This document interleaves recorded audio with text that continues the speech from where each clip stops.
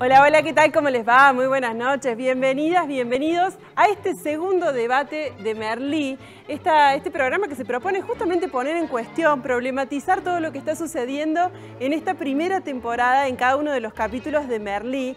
Recuerden que los estamos poniendo los martes y los jueves a las 23 horas por Canal 10 y los miércoles y hoy los viernes vamos a estar debatiendo todo lo que sucede con los especialistas más renombrados de Córdoba y con los docentes también divertidos, que son polémicos también en un punto. Así que este es el espacio para poner justamente, para problematizar y poner en cuestión todo lo que está sucediendo en Merlí, esta serie que ha cautivado el corazón de los españoles, de los argentinos, de todos los latinoamericanos y que por supuesto se ha convertido casi en una serie de colección, una serie obligada. Era momento que llegara a la televisión abierta. Hoy tenemos un programón. Vamos a estar debatiendo acerca de lo que ocurrió ayer en este segundo capítulo y para eso está con nosotros Janet Saltanovich. Ella es psicopedagoga, ella también es vicerrectora del Colegio Juan Mantovani. Está con nosotros Darío Sandroni para ayudarnos a pensar los temas de filosofía. Es uno de los filósofos más renombrados del momento. Hoy todo el mundo quiere una nota con Darío, todo el mundo quiere saber qué piensa de los temas más importantes que nos convocan. Y hablando de filosofía también, está con nosotros Amiel Gorosito. Podríamos decir que es el profe más parecido a Merlí que tenemos en Córdoba. Amiel da clases de filosofía en secundarios, en varios secundarios de Córdoba y también es youtuber. Realmente lo tienen que conocer, tienen que buscar allí su página y conocerlo. Y por último también va a estar compartiendo con nosotros Débora Imhoff. Ella es psicóloga, es investigadora de CONICET y es prosecretaria de Género en la Facultad de Psicología. Los cuatro convocados a este debate para hablar de esto que ocurrió ayer en el segundo capítulo. Vemos... Bueno, les voy a pedir un título a cada uno de nuestros panelistas esta noche. Darío Sandrone, la primera pregunta del tema es Platón y el mito de la caverna. ¿Vivimos en una caverna en Córdoba? Y bueno, siempre está el riesgo de vivir en una caverna. La caverna es como la especie de estructura material que aparece en los diálogos de Platón para de alguna manera ilustrar el mundo de creencias que por ahí no son la realidad, ¿no? O cómo saber que lo que yo creo y la realidad son la misma cosa. Y muchas veces estamos, esa estructura material puede ser, que nos impide ver la realidad, pueden ser los medios de comunicación, las redes sociales, el celular, pero también pueden ser nuestros propios pensamientos equivocados y que no sabemos que están equivocados y no creemos que estén equivocados. Esa es un poco la idea de caverna, entonces siempre podemos habitar ese lugar, ¿no? Janet Saltanovich, en una parte del segundo capítulo dice: me has venido a revolucionar el gallinero. ¿Molestan los profes diferentes? No olvidemos, Sole, que la escuela como institución surge en la historia para homogeneizar, para uniformizar lo que es el lenguaje, lo que es el idioma, lo que es la cultura, las costumbres de una región, de un país. Entonces, en la historia del hacer escuela ha sido difícil romper con lo que es el oficio de docente y el oficio de alumno también, ¿no? Amiel Gorosito, la pregunta es para vos. ¿La filosofía es la materia más importante de la currícula en un secundario? Hola, sí, la verdad que es bastante común que los profesores de filosofía consideren que su materia es la más importante de todas. Es como si fuese una especie de condición para la revolución, básicamente, la filosofía. Me parece que por ahí nos creemos demasiado importantes, ¿sí? Lo que no voy a negar es que sí, la filosofía aporta esa especie de plot twist donde permite introducir la pregunta donde antes no la había. Es decir, muchas veces la filosofía es la que permite generar la que sea ocasión de pensamiento. Y eso sí me parece que es fundamental. Te pregunto, Débora Imhoff, en este segundo capítulo vimos que Bruno se anima a confesarle a su mejor amiga que es gay. ¿Siguen vigentes estos estigmas? Sí, claro, los mandatos de masculinidad, es decir, aquellas ideas hegemónicas en torno a cómo tienen que ser varones los varones, siguen estableciendo como norma a la heterosexualidad obligatoria, con lo cual cualquier identidad que se aleje de esa norma se enfrenta con una disyuntiva que sin duda le pone en un lugar de sufrimiento y en un lugar distinto a quien sigue la norma establecida, ¿no? Con lo cual esos mandatos de masculinidad siguen estando vigentes, la heteronorma sigue siendo la norma establecida y eso por supuesto que lo pone a Bruno en una situación diferente, en una situación vital difícil. Bueno, estos son algunos de los temas que vamos a abordar a lo largo de todo este debate, esta hora que vamos a estar conversando acerca de todo lo que sucedió ayer en el capítulo 2 de la primera temporada de Merlí. Hacemos una pequeña pausa y tras la pausa, por supuesto, nos metemos de lleno en el debate. Abrimos un nuevo bloque aquí en Merlí, el debate. Estamos justamente poniendo en cuestión todo lo que sucedió ayer en el capítulo 2 de la temporada 1 de Merlí, esta serie catalana, esta serie del profesor catalán de filosofía que pone patas para arriba al Instituto Guimerá, apenas llega a dar clases a sus alumnos del primero bachillerato. Y hay un tema que es transversal a toda la serie y es el amor en la adolescencia. Está planteado de una manera muy particular esta temática y nosotros queremos empezar a problematizar justamente sobre eso. ¿El amor es maravilloso? Bueno, la idea del amor romántico y la pregunta es para Janet Saltanovich. ¿Cómo es abordada esta temática en las aulas justamente? Y en las aulas irrumpe porque es el espacio de encuentro entre pares. Y depende del lugar que deje cada docente, digamos, en donde esto se puede conversar, pero también hay algo del orden de la intimidad que casualmente en estos tiempos, digamos, se ve afectada por el tema de la pandemia, de la intimidad en esos vínculos entre los adolescentes, entre los y las jóvenes, que debe suceder y que sucede, porque la escuela es el lugar de reunión de los pares. Y es lo que extrañan cuando no se puede dar la escuela en la presencialidad física. El amor acontece entre ellos y acontece también con los docentes, con las docentes. Los estudiantes, las estudiantes también se enamoran de los docentes y de las docentes, también logran enamorarse del conocimiento. Y eso es algo que la serie de Merlí ha logrado mostrarnos, digamos, cómo la pasión por el conocimiento genera un gusto por aprender. Y esa es una de las funciones de la escuela, ¿no? El aprendizaje no siempre es utilitario. El aprendizaje también puede ser placer, el conocimiento también es pasión. Y también hay un amor que se juega en ese vínculo con el conocimiento, ¿no? Amiel, nos dice Janet que justamente en la serie se refleja eso, ¿no? El amor que tiene o que les presenta Merlí a sus estudiantes para que se enamoren justamente de la asignatura, de la filosofía. ¿Cómo lo vivís vos con tus alumnos en el aula? Al amor romántico por un lado, a esta idea de los vínculos entre ellos, entre pares, y al amor que sienten por tu materia. ¿Cómo haces para enamorarlos? Bueno, en general, bueno, teniendo en cuenta esta doble pregunta que me hiciste, por un lado, la idea del amor romántico es algo que siempre me gusta poner en tensión y poner a discutir. De hecho, siempre está en el programa, ni bien arranco la materia, a discutir sobre el banquete, ¿sí? Que es el libro precisamente que Merlí le trae a colación a los chicos y que le regala a Bruno al final del capítulo, donde le dice que hay distintas formas de amar, ¿sí? Ahí precisamente vamos a poder encontrar un relato que habla acerca de la media naranja, esta idea que se ha instalado en nosotros de que necesitamos a alguien de que nos complete. Y a partir de eso, bueno, vamos viendo cuáles son las construcciones que tenemos sobre lo que es amar, sobre lo que significa amar.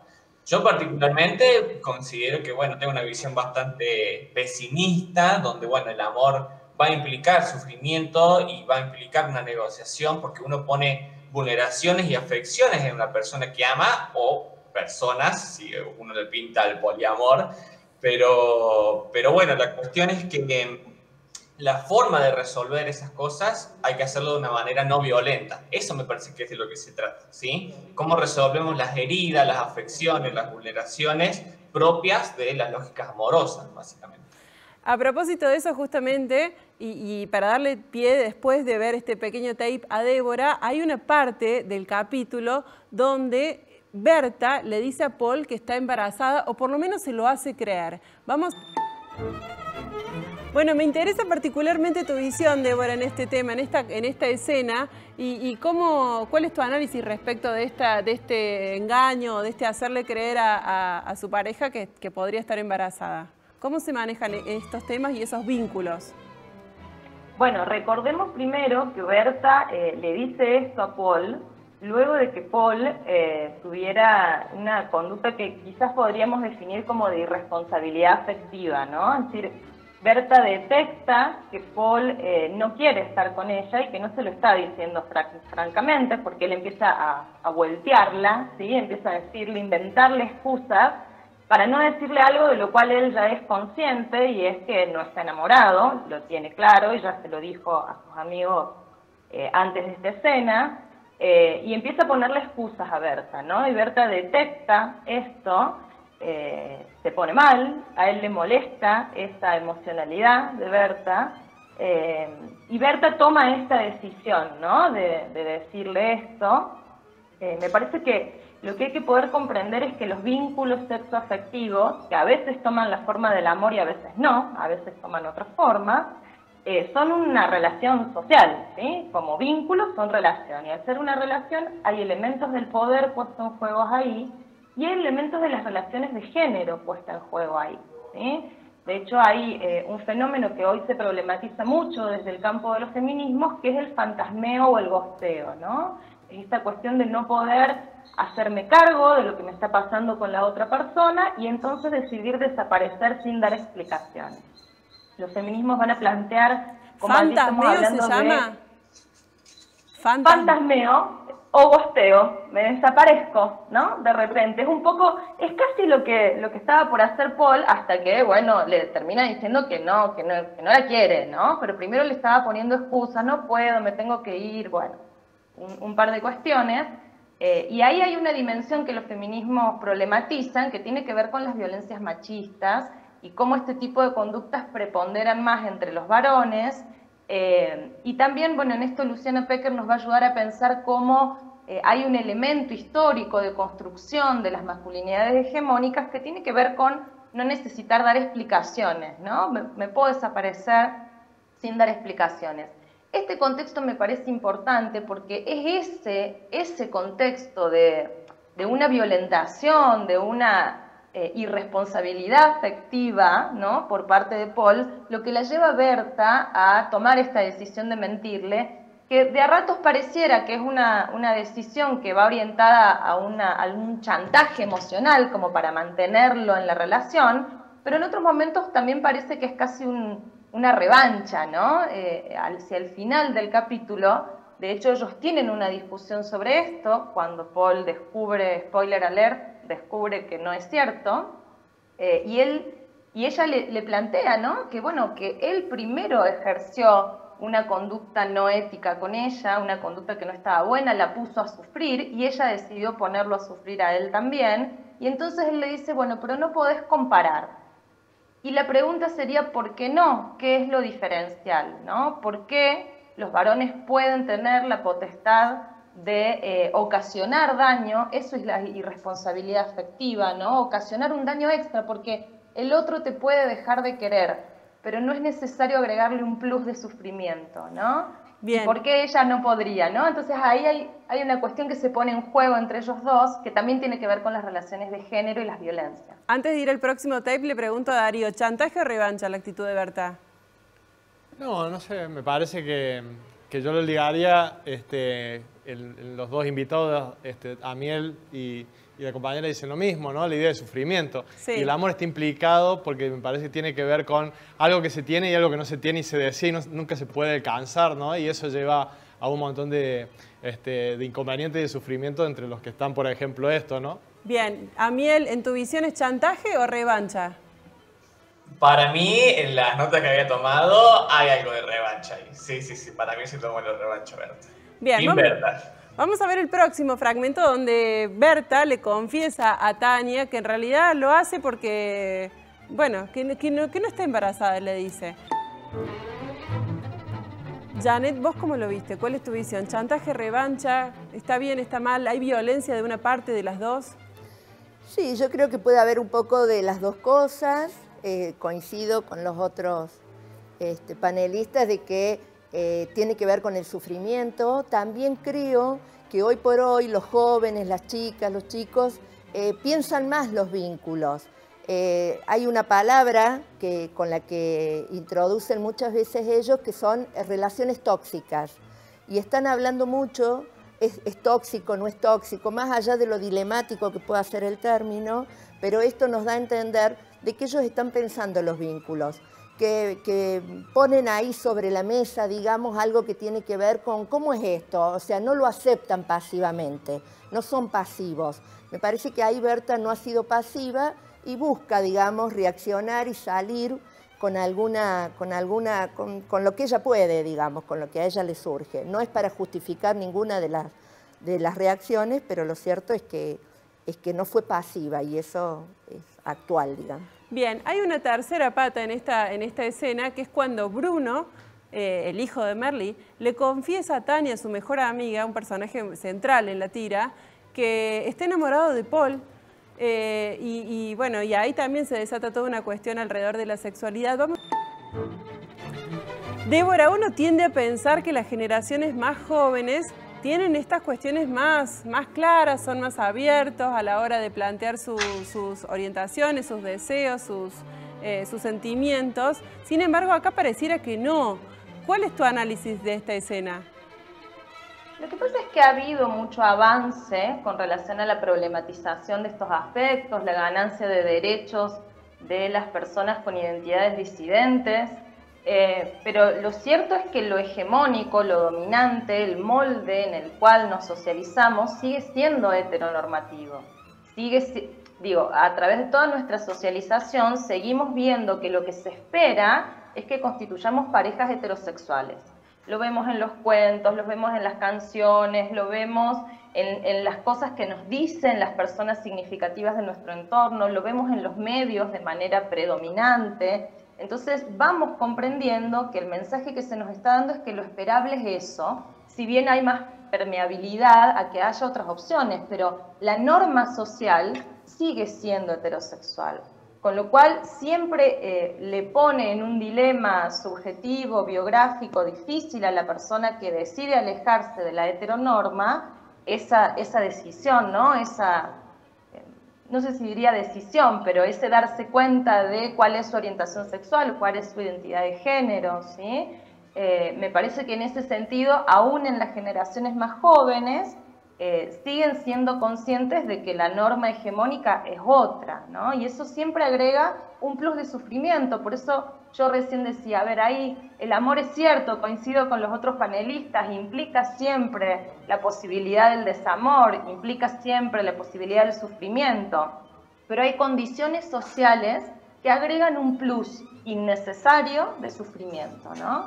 Porque el amor, es el amor, puede amarse un varón con otro varón, no necesitamos socialmente agregarle más sufrimiento al que ya trae, ¿no? Inherentemente una situación amorosa que puede desencadenar malestar, ¿no? Pero acá hay un extra que tiene que ver con los mandatos sobre cómo deberíamos amar. Me quiero meter a dos aulas, a las aulas de Amiel por un lado y después a las aulas de Janet por el otro, para preguntarles justamente cómo ven este tema en sus alumnos. ¿Realmente existe todavía en sus estudiantes? Bueno, no vamos a ponerlo con nombre propio, pero digo, ¿ustedes perciben que existen todavía estos prejuicios a la hora de uno contar y plantarse y decir, bueno, yo soy yo soy esta? ¿Cómo lo ves, Amiel? Sí, yo creo que aún siguen existiendo esos prejuicios y esos mandatos porque precisamente como dice Débora, es interesante ver que siempre son las sexualidades no heterosexuales las que tienen la necesidad de confesarse, digamos. Y uno puede preguntarse, bueno, ¿por qué esta necesidad? Precisamente porque se está presuponiendo todo el tiempo de que el otro que me está rodeando es heterosexual. Y eso es una forma de violencia atroz. Es una forma de violencia atroz porque básicamente las personas van a tratar de cuidarse precisamente de no demostrar algo que vaya en contra de ese presupuesto, ¿sí? A mí lo que me pasa particularmente en mis aulas es que, bueno, yo lo que noto es una diferencia muy clara entre lo que es Córdoba Capital, donde sí veo que hay cierto avance, donde los chicos que tienen una expresión de género un poco más feminizada o chicas que tienen expresiones de género más masculinizadas, no tienen problema en pintarse las uñas, en mostrarse de otras formas no hegemónicas, y en cambio en los colegios del interior está como todavía más complicado ese asunto, ¿sí? Como que cuesta muchísimo más que los chicos puedan aprender a respetar las diferencias. ¿Nos podemos meter un ratito en tu aula, Janet? ¿Cómo se vive? ¿Cómo ves que lo viven los adolescentes a esto? Mira, yo creo que sí, que una cosa es la teoría y otra cosa es la realidad.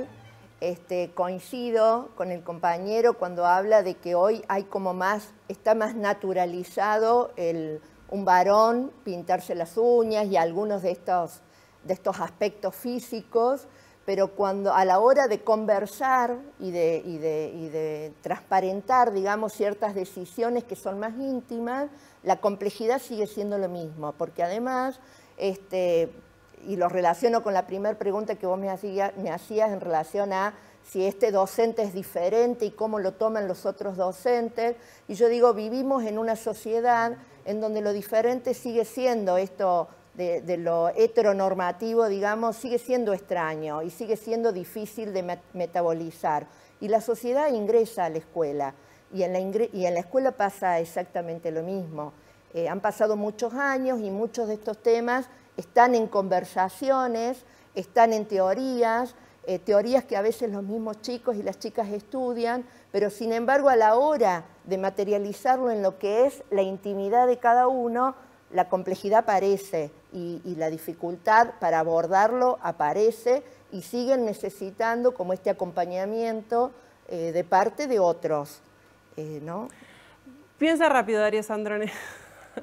No sé si se puede pedirle, es un filósofo. Piensa rápido, ¿sí? Sí, ¿qué cosa? Bien, perfecto. Piensa rápido. Me quedo con una frase que dijo Amiel Gorosito recién, cuando decía que ¿por qué siempre se tienen que confesar los que no son heterosexuales? ¿Por qué? Sí, yo creo que, y volviendo al tema de la caverna, ¿no? Me parece que es interesante lo que plantea tanto Amiel como Débora de cuáles son los mecanismos sociales que llevan a que, por ejemplo, alguien como Bruno se sienta totalmente encerrado, oprimido por un entorno social que no lo deja hacer ni desear lo que desea, ¿no?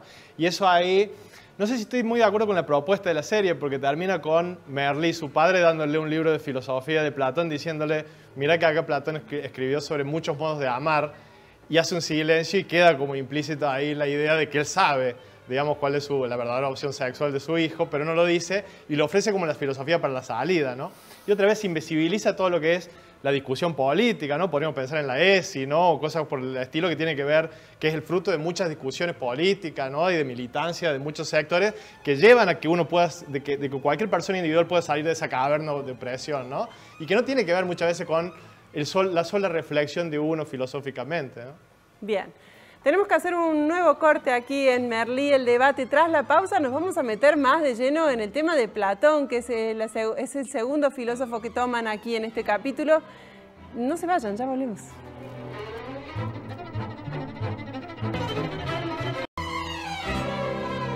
Seguimos aquí en este debate de Merlí, de la serie catalana que nos ha puesto en jaque y nos ha hecho pensar un montón de cosas que a veces no venimos acostumbrados a hacerlo. Y en el capítulo 2, que es el que estamos analizando esta noche, hablan acerca de Platón y de sus ideas, lo presentan y se generan allí alrededor de eso un montón de situaciones que tienen que ver con la vida cotidiana de los estudiantes. Me voy a tomar la licencia de salirme un poquito de la serie de este capítulo 2 para preguntarle a Darío si hay mucha gente que mira la realidad a través de la pantalla. Sí, bueno, habría que decir también que el esquema platónico de pensar la realidad también ha ido perdiendo fuerza a lo largo de la historia de la filosofía, ¿no? No sé si hoy en día los filósofos y las filósofas piensan todavía en términos platónicos, ¿no? Que existe una realidad y existen muchas maneras de estar alejado de esa realidad y entonces el trabajo de la filosofía es despertarnos y hacernos conocer esa realidad. Por ahí no existe esa realidad, por ahí la realidad es construida y es construida en muchos niveles, de muchas maneras, individuales, colectivos, ¿no? En términos de clases sociales, en términos, digamos, de clases económicas. Entonces, la pregunta siempre es, ¿existe esa realidad que dice Platón que existe afuera de la cueva o no hay nada afuera de la cueva? Digamos, y ese sería como el punto, que me parece que hoy en día esa idea platónica perdió fuerza. Quedan platónicos y platónicas todavía, ¿no? Pero ya son uno más entre muchas otras maneras de pensar la realidad. Bien, para presentar el tema en la serie, Merlí les propone a los estudiantes, a los peripatéticos, participar de un concurso de literatura, presentarse en conjunto, pero firmando uno solo. Bueno, ahí aparece... Antes de irnos al tema, me recuerdo que nos decías, Darío, que Merlí se pone en complicidad todo el tiempo con los estudiantes, ¿no? Y ahí se ve claramente en esa escena cuando Paul le dice, recuérdame que te subo un punto en el examen, que es un par, lo considero un par. Quiero volver al tema de trabajar en equipo, Janet, de esta propuesta que va contra las normas para la escuela y para este grupo de estudiantes, pero que pone en tensión este trabajo individual versus el trabajo colectivo. ¿Cuál es tu mirada? Sí, lo interesante en esto es que él busca todo el tiempo atravesar a los chicos con una experiencia, con una vivencia en la cual ellos se ponen en actividad, se ponen en juego y despierta pasión. Vos fíjate que allí parten de un silencio en donde nadie pensaba participar a lograr un trabajo colectivo, ¿no? Un trabajo colectivo que es lo que él todo el tiempo busca despertar, inclusive en esto de correr los rótulos que los chicos tienen, los lugares que ocupan en ese colectivo áulico, digamos, en ese grupo áulico, y generar una producción colectiva y moverlos de esa apatía, por eso le dice lo que les dice, moverlos un poquito y despertar ese deseo. Él dice, logré 2 aprendizajes, el trabajo en equipo y la pasión por la escritura. Y la verdad que eso lo logra, en contraposición con lo que él como docente no logra con sus pares. Él con sus pares es individualista, él con sus pares no busca nuclear y formar equipo, pero sí lo genera con sus estudiantes. Y ese es un propósito en donde haciéndonos eco de lo como es peripatético, digamos, ¿no? De él caminar pensando, y él logra, él caminar zafando, transgrediendo algunas normas, logra que los jóvenes y las jóvenes puedan pensar y producir algo colectivamente. ¿Se logra eso en las aulas, Amiel? ¿Es fácil lograrlo?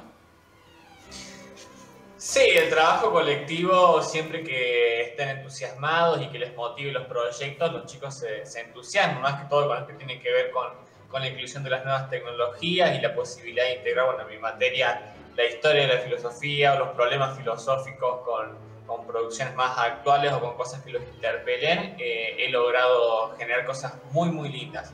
Sin embargo, sí quería como decir una cosita, y es que Merlí, más allá de todo esto, voy a ser un poco malo, él en realidad estaba en una lucha de poder con el director. No discuto los resultados, digamos, porque fue todo un trabajo colectivo, aprendizaje, todo, pero en el fondo quería demostrar quién la tenía más larga, fue un poco machirulo. Estaba en una puja con el director para ver quién era el que en realidad tenía el poder ahí.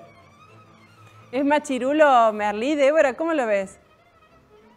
Tiene sus conductas machirulas. Merlí está socializado en un determinado esquema de cómo es ser varón, y fíjense en la relación que tiene con Laia, se pone mucho en juego eso, ¿no? Y también en la relación que a veces establece con su hijo. Ejerce una paternidad que, bueno, a veces incurre en alguno de los micromachismos que forman parte de la socialización hegemónica de los varones. Así que un poquito de machirulismo tiene Merlí. Bueno, volvemos a la filosofía y volvemos a Platón, porque en una de las escenas de este capítulo 2, Merlí va a la casa de Iván Blasco para contarle que le va a dar clases de la materia más importante que tienen en la escuela, que es la filosofía, y le cuenta el mito de la caverna.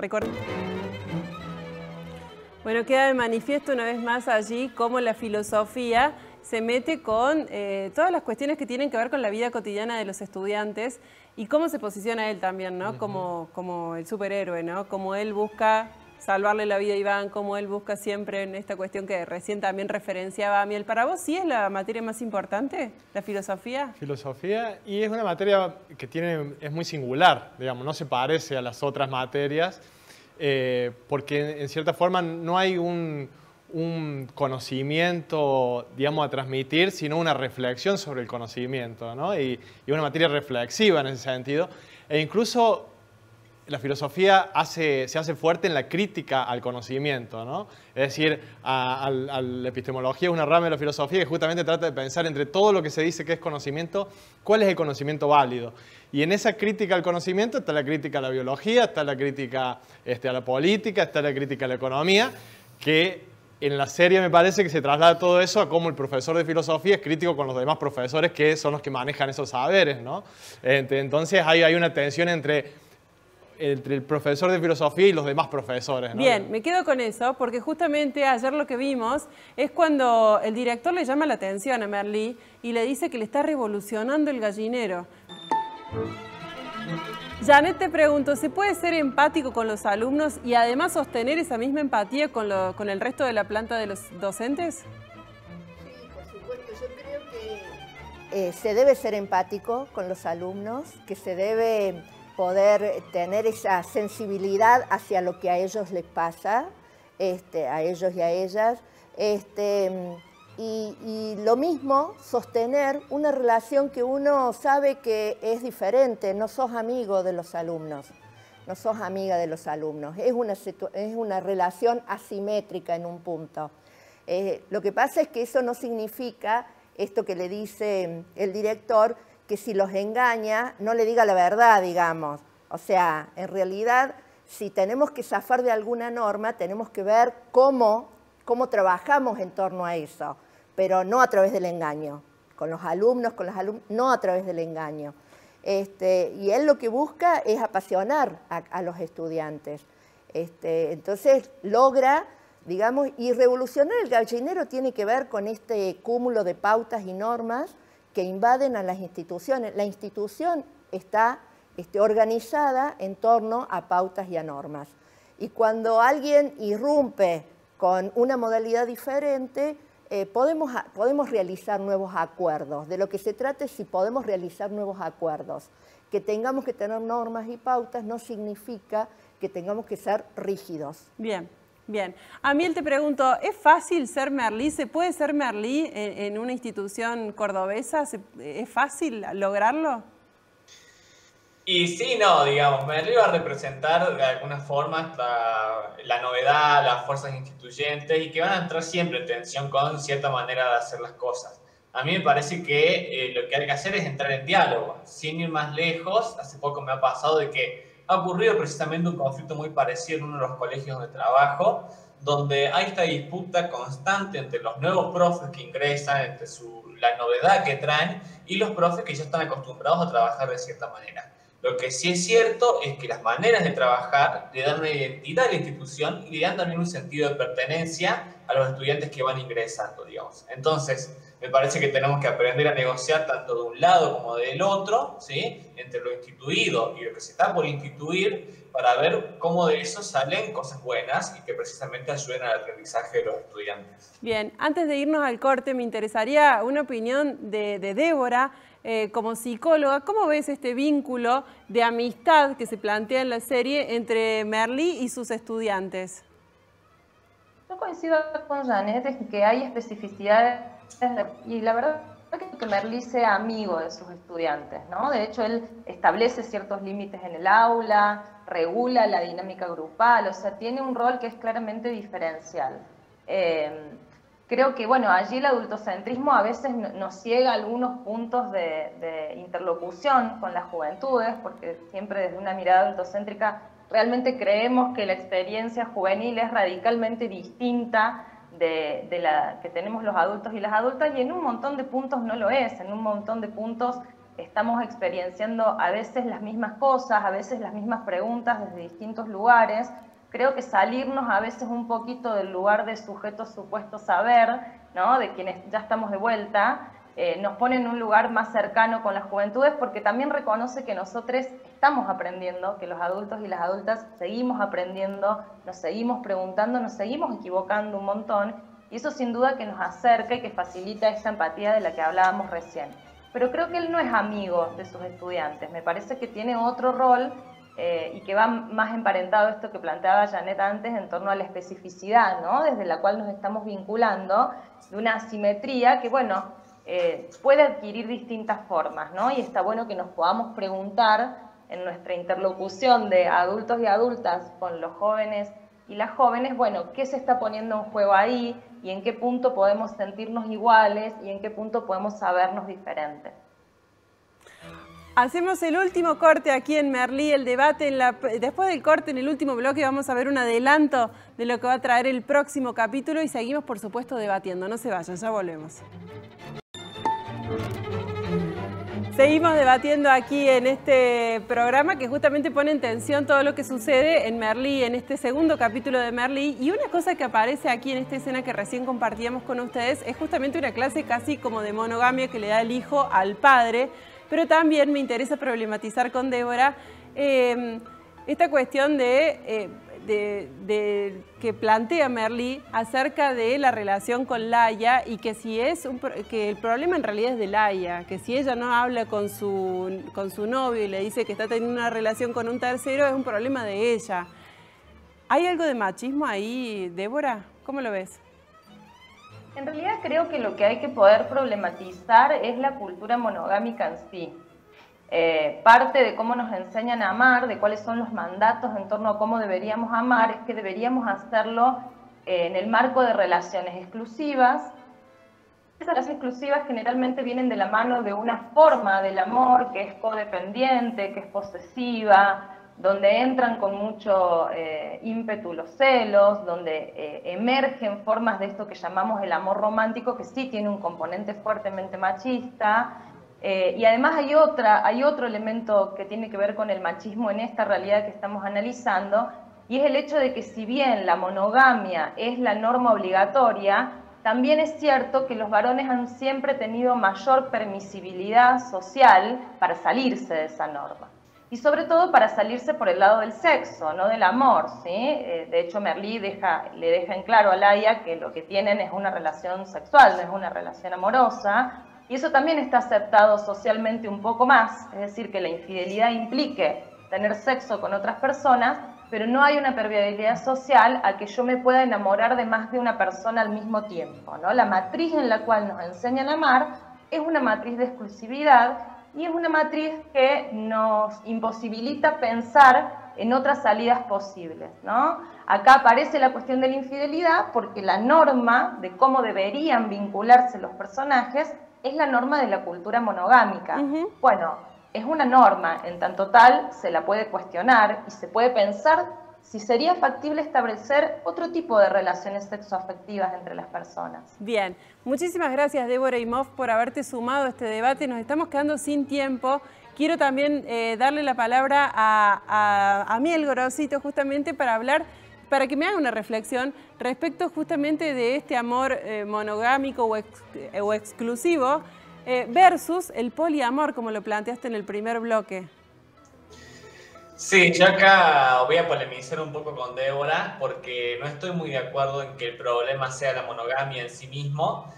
Sí me parece que el problema es que se viva como regla y que se invisibilice otras formas de experimentar el amor. Sí me parece que cada uno debe tener sus propias necesidades afectivas y que uno debe aprender a escuchar eso, a conocer qué es lo que quiere, a conocer cuáles son sus límites y a partir de ahí, si prefiere la monogamia, prefiere el amor libre, prefiere los vínculos poliamorosos, no debería ser motivo de discusión, digamos. Alguien que prefiere vincularse de forma monogámica, me parece que a veces desde un discurso progresista caemos en la posibilidad de juzgar estas formas de vincularnos. No estoy en desacuerdo con que sea una manera hegemónica que a veces invisibiliza y que muchas veces representa privilegios para el varón. Eso es cierto, pero sí también entiendo que debería poder ser una forma válida de amar como las otras maneras. Muchísimas gracias, Amiel Gorosito, por haberte sumado a este debate. Nos volvemos a encontrar en próximos debates seguramente. Vuelvo aquí al piso para pedirle una breve reflexión a Janet. El debate anterior lo cerramos preguntándole a cada uno de los panelistas qué cosas les habían hecho ruido de la serie, pero vos nos dijiste de entrada que te enamoraste de la serie. ¿Qué es lo principal que te deja, Janet, en 30 segundos? A mí me parece que es una serie en donde se problematiza la vida cotidiana de las escuelas, de los vínculos, de las relaciones y de las relaciones intergeneracionales. En la escena última que acabas de pasar, ese vínculo intergeneracional entre padre e hijo devuelve una imagen de mucho aprendizaje mutuo para ambos.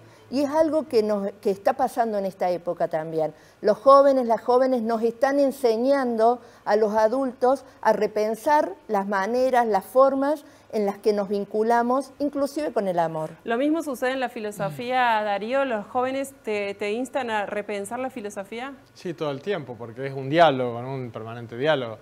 Una de las cosas que me hace ruido es en qué sentido es simétrica la relación que establece Merlí, digamos, con todas las personas con las que él interactúa, ¿no? Es decir, me parece que una de las cosas más problemática es también cómo él aborda a Laia, ¿no? Está al borde de la manipulación, Sí. le miente, agarra un perro, le dice que el perro lo consiguió en tal lado y es mentira, digamos, y con los alumnos también, ¿no? Por momentos parece que los instrumentaliza para ahí ganar cierta posición adentro del instituto, es decir, no sé si hay vínculos ahí donde él se abre y cede, digamos, a interactuar con los otros, sino que más bien está como instrumentalizándolos todo el tiempo, ¿no? Me parece que es una de las cosas más ruidosas ahí de los... Bueno, queda mucha tela para cortar en estos programas. Nosotros vamos a mostrarles, muchísimas gracias a los dos por haberse sumado también. Nos volvemos a encontrar seguramente en próximos programas.